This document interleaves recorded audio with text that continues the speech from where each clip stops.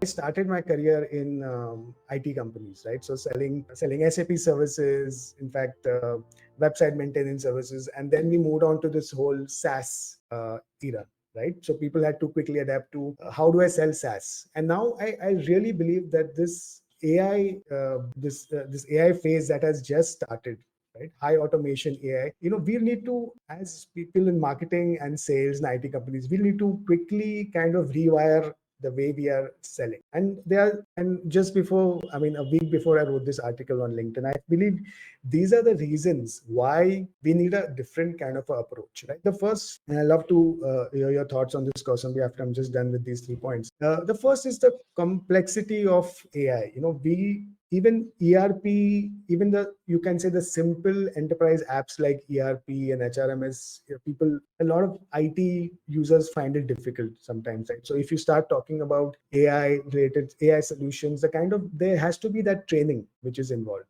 So who's going to do that training? Right. So that is one. Second is the fact that AI solutions run the risk of getting underutilized. So especially in this pay per month kind of a model, then you have to be sure that if you're taking the time to sell something to a company, are they going to be down the line, 3 months, 4 months down the line, are they going to continue to be your customer, right? And the third bit is the unproven nature of many AI technologies.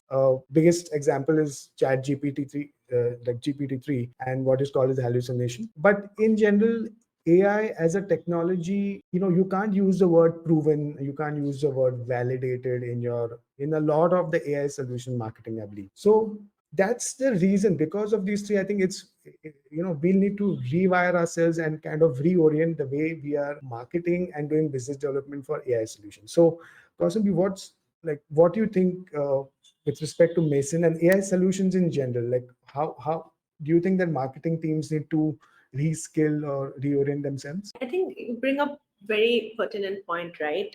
End of the day, as someone who's been buying solutions also for a long time, even as a part of when I was at Mintra or before that at Paytm, etc., you do end up buying products and solutions which help possibly the business or also productivity of your team, right? Yeah. I think end of the day, you have to remember that the persona, the ICP you're selling to, has an objective and has some goals to meet.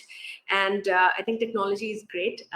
Of course, as new technology make a big bang and noise, people do want to know whether you leverage it, because they don't want to be left behind. So they do want, hey, if AI is, everybody's saying AI is the next big thing, I want to be seen as a early adopter or a head of the curve, and I possibly do want to utilize it. But end of the day, my goal is whatever my business need or productivity needs are. So I think as marketers, as marketing or sales teams, the number one thing you'll, of course, these 3 points are great, and I would add a fourth, is that don't forget that end of the day you're solving for that goal and that problem, and that is center stage. And then how you solve that problem using AI or any new technology out there is great, but don't forget that end of the day it's the problem.